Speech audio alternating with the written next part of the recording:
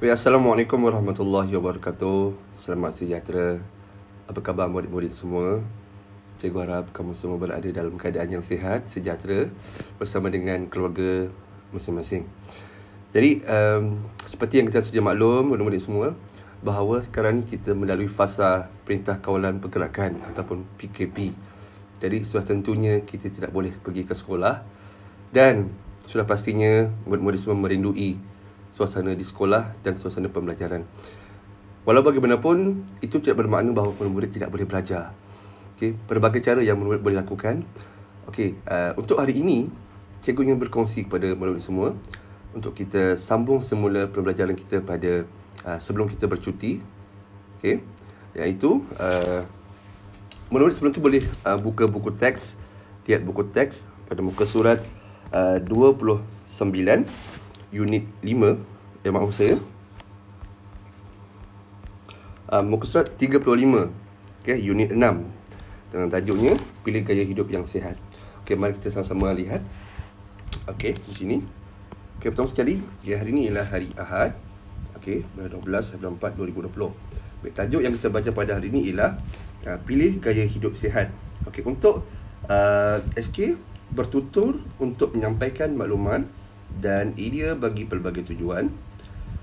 KSP pula menjelaskan dan membanding beza maklumat tersirat dengan menggunakan idea yang kritis dan kreatif.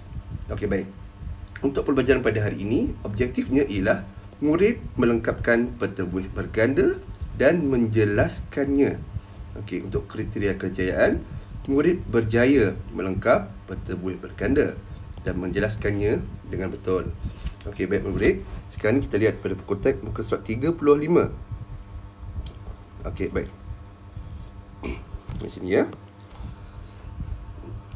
Makanan ruji kita.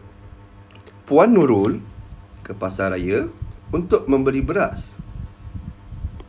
Sekali lagi. Puan Nurul ke pasar raya untuk membeli beras. Beliau ingin membeli 2 jenis beras. Beliau meneliti label pada bungkusan beras itu. Beras ada 2, iaitu beras rebus dan beras putih. Untuk beras rebus, kadar penyerapan nutrien perlahan 19 mg kalsium bagi setiap hidangan. Beras berwarna kuning. Dan beras membekalkan karbohidrat untuk pembesaran.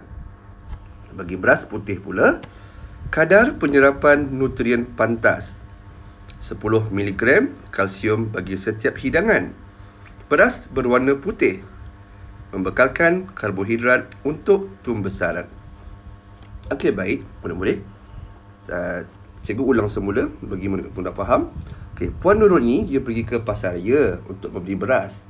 Dan beliau ingin membeli 2 jenis beras. Dan sebelum beliau membeli beras, beliau meneliti pada label bungkusan beras tersebut, iaitu beras rebus dan beras putih. Seperti yang saya katakan tadi, beras rebus, label pada beras rebus ialah kadar penyerapan nutrien perlahan. Dan kemudian kandungan kalsium bagi setiap hidangan ialah sebanyak 19 mg. Dan beras rebus pula berwarna kuning. Dan beras rebus membekalkan karbohidrat untuk pembesaran. Kita lihat pula pada beras putih tadi. Label beras tersebut, dia kata kadar penyerapan nutrien yang pantas dan kalsium bagi setiap hidangan ialah sebanyak 10 mg. Dan beras tersebut berwarna putih. Dan juga sama juga seperti beras rebus, membekalkan karbohidrat untuk pembesaran. Murid-murid semua, cikgu kena percaya setiap hari kamu akan makan, betul? Makan nasi, tak kira sama ada kamu gunakan beras apa pun, mak kamu beras wangi ke, beras putih ke, beras kuning ke, beras perang ke, tapi semestinya itu ialah makanan yang kita makan setiap hari, betul? Baik, beras merupakan makanan ruji bagi masyarakat Malaysia. Begitu juga kalau kita lihat dengan negara Eropah contohnya, mereka makan gandum. Gandum jadikan roti, pizza dan sebagainya. Dan itu ialah makanan ruji bagi penduduk negara Eropah. Bagi kita Malaysia, kawasan kita Malaysia, Indonesia, Singapura, Thailand sebagainya, kita makan nasi sebagai makanan ruji kita. Okey, murid-murid. Sekarang ni kita lihat. Okey. Lihat kat sini apa dia punya isi yang tersurat daripada yang kita baca tadi. Okey. Untuk beras rebus, mari kita tengok sama-sama. Okey, untuk isi tersurat. Okey, murid tahu nasi ialah makanan harian. Betul atau tidak? Okey. Jadi setiap hari kita makan nasi, betul Jadi itu isi tersurat. Isi tersuratnya ialah makanan ruji. Okey, yang seterusnya. Untuk isi tersurat, kadar penyerapan nutrien perlahan. Okey, ni bagi beras rebus Okey, kadar penyerapan nutrien perlahan. Okey, jadi apa yang tersiratnya? Bila kita makan, dia lambat serap dalam perut kita. Jadi apa yang berlaku? Cepat kenyang. Okey, bagus Dan seterusnya untuk isi tersurat, harga bagi beras rebus ialah sebanyak RM20. Dan berbanding dengan beras putih tadi, mahal ke murah? Salah satunya lebih mahal. Okey, kemudian kandungan kalsium ialah sebanyak 19 mg. Ini yang kita tahu tadi, yang isi tersurat. Okey, jadi apa tersiratnya? Dia lebih sesuai untuk warga tua ataupun warga emas. Okey, baik. Kita dah tahu isi tersurat dan tersirat bagi beras rebus. Seterusnya, kita tengok pula pada beras putih. Bagi isi tersurat beras putih, kedua-dua beras ini membekalkan karbohidrat. Okey, betul Beras membekalkan karbohidrat kepada tubuh badan kita. Okey, jadi apa isi tersurat dia? Isi tersirat dia ialah untuk membantu tumbesaran. Okey. Seterusnya, untuk isi tersurat, kadar penyerapan nutrien pantas. Maksudnya, bila kita makan, cepat nutrien tu diserap dalam badan kita. Apa yang berlaku?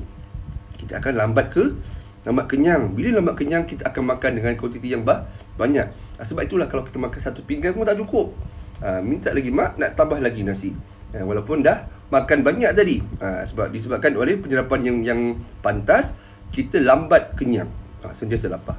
Okey, seterusnya, harga bagi beras putih ialah sebanyak RM13.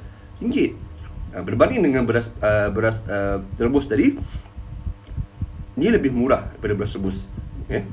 Jadi isi tersuratnya lebih murah.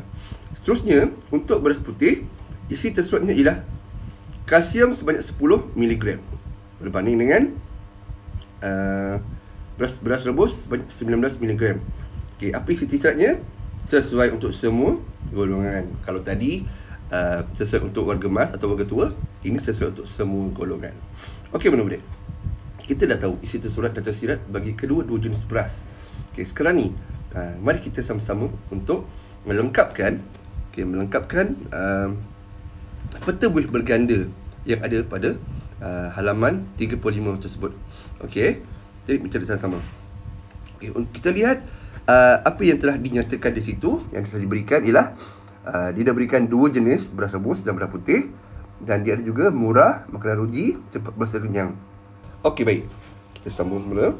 Baik, untuk bahagian beras rebus, kita lihat bagi yang kamu lihat ada dua ini ialah persamaan antara beras putih dan juga beras rebus. Okey, berdasarkan dengan apa maklumat yang kita baca tadi, apakah lagi persamaan yang ada pada beras putih dan beras rebus? Okey, pertama, makanan ruji. Yang kedua apa dia? Okey, yang kedua ialah dia membantu tumbesaran. Okey, bagus. Baik, ini ialah persamaan dia. Baik, kita lihat pada beras rebus dahulu. Okey, seperti yang kita baca tadi, yang pertama, beras rebus ni cepat berasa kenyang. Okey, cepat berasa kenyang. Okey, yang kedua, apa dia? Okey, lihat dari segi, tengok di sini.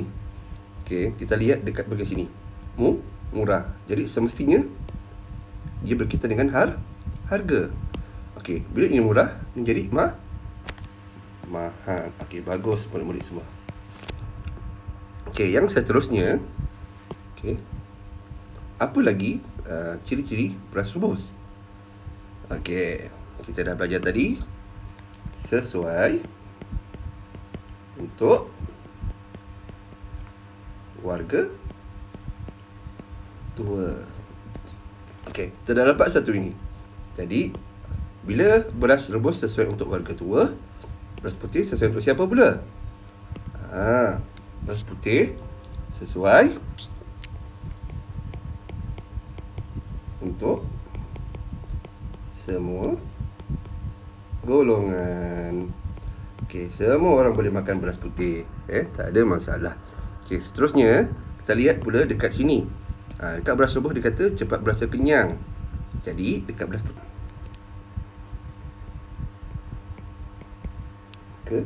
kenyang. Okey, cepat berasa kenyang dan lambat kenyang. Okey, murid-murid. Jadi cikgu yakin dan percaya kamu telah percaya melengkapkan peta buih berganda ini dan juga kamu telah menjelaskannya dengan baik. Okey, seterusnya murid-murid, cikgu nak tanya pada kamu. Okey, pada pendapat kamu, antara kedua beras tadi, beras rebus dan beras putih, yang manakah yang lebih baik untuk kesihatan? Kamu fikirkan semula. Antara kedua beras tadi yang cikgu dah terangkan, beras rebus tadi dia mempunyai 19 mg kalsium, beras putih ada 10 mg kalsium. Kemudian beras rebus kadar penyerapan nutrien yang perlahan, beras putih kadar penyerapan nutrien yang pantas dan sebagainya tadi. Baik, apa pendapat kamu mengenai kedua-dua beras ini dan mana yang lebih baik untuk kesihatan? Okey. Jadi, manakah yang lebih baik untuk kesihatan ialah pada pendapat saya, beras rebus lebih baik untuk kesihatan. Kenapa pula beras rebus lebih baik untuk kesihatan? Okey, kerana kita boleh mengambilnya. Kita boleh makan maafkan saya. Mengambilnya dalam kuantiti yang sedikit. Okey, untuk mendapat kadar nutrien yang sama dengan beras putih. Okey, saya ulang balik. Okey, pada pendapat kamu, beras yang manakah yang lebih baik untuk kesihatan? Okey, pada pendapat saya, beras rebus lebih baik untuk kesihatan kerana kita boleh mengambilnya dalam kuantiti yang sedikit untuk mendapat kadar nutrien yang sama dengan beras putih. Jadi bermaksud apabila kita makan beras rebus ni, kita tak makan banyak, makan sikit je, tetapi nutriennya sama seperti kita ambil dengan beras putih. Sebab itulah kita perlu menjaga kesihatan kita. Kita jangan mengambil makanan terlampau banyak. Okey, kalau kita makan nasi dengan kuantiti yang banyak, yang pertama dia akan menyebabkan kita kegemukan. Seperti yang berlaku sekarang ni, musim PKP. Saya yakin dan percaya setiap masa kita akan pergi ke dapur, betul? Nak makan, buka peti ais, ada makanan, makan. Okey, jadi kita perlu menjaga kesihatan supaya badan kita sihat. Terutamanya pada waktu ini, kita tak boleh nak beriadah, kita tak boleh nak keluar rumah, kita tak boleh nak berjalan-jalan. Jadi kita hanya duduk rumah saja. Jadi kita perlu menjaga pemakanan. Kita kena kawal pemakanan kita dan pastikan apa yang masuk dalam mulut kita, dalam perut kita ialah makanan yang sihat. Jadi kita perlulah mengambil makanan mengikut yang disyorkan oleh piramid makanan yang telah kita belajar sebelum ini. Okey, murid semua. Jadi insyaAllah untuk akan datang kita akan belajar lagi untuk tajuk yang seterusnya. Jadi cikgu harapkan latihan yang kamu buat pada hari ini dapat dilakukan dalam buku latihan. Mana saja yang ada buku latihan bahasa Melayu. Okey, jadi itu saja pada hari ini. Cikgu harap dapat manfaat pada kamu walaupun kita tak belajar secara dalam kelas. Cikgu harap kamu dapat belajar sesuatu pada hari ini. Jadi sekian saja pada cikgu. Pesanan cikgu sebelum cikgu berhentikan, jangan lupa solat 5 waktu. Tolong ibu di rumah, jangan duduk tengok TV sahaja. Dan bila ada masa terluang, sila ulang kaji pelajaran. Jangan mengharapkan teguran daripada ibu ayah untuk kita belajar. Tak perlu. Tapi datanglah pada usaha kita sendiri, kita belajar. InsyaAllah, apabila kita berusaha, kita akan mendapat kejayaan. Itu saja para cikgu. Sekian. Wabillahi taufiq wal hidayah. Wassalamualaikum warahmatullahi wabarakatuh.